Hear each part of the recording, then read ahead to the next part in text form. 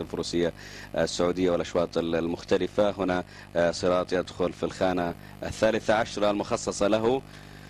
اكتمل العقد، فتحت البوابات على بركة الله تعالى، وانطلقت خيل الانتاج عمر السنتين التي لم تربع على جائزة محمد بن رشيد بن جماع في الحفل 19 في شوطنا الأول على بركة الله تعالى. والتقدم الآن لجواهر رماح من الداخل مع محاولات الآن من الوسط، باك لسمو الأمير عبد العزيز بن سعد بن سعود في مقدمة الجياد، وهي المرشحة الأقوى للفوز في هذا الشوط كما يرشح النقاد في هذا الشوط الأول، مع محاولات لأسعد الله من الخارج وكذلك من الداخل كما أسلف جواهر رماح، والمحاولات تأتي الآن لإكسير من الداخل. تقدم لينباك من سونفر كوبي في المشاركة الثانية. لينباك في سباقات الفروسية السعودية المرشح الأقوى للفوز في هذا الشوط. الاقتراب من المنعطف الأخير في هذه اللحظات، روبرتو بيريز يحاول أن يسيطر على لينباك ويسيطر على المركز الأول. ونشاهد الآن المحاولات من أسعد الله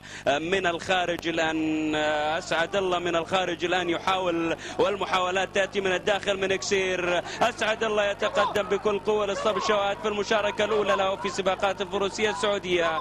أسعد الله يتقدم بقيادة جاير رندون بكل قوة ما شاء الله تبارك الله، وسقط الخيال. نتمنى السلامة طبعا للخيال والجواد، والتقدم لإكسير في هذه اللحظات والمركز الأول. سقوط الحقيقة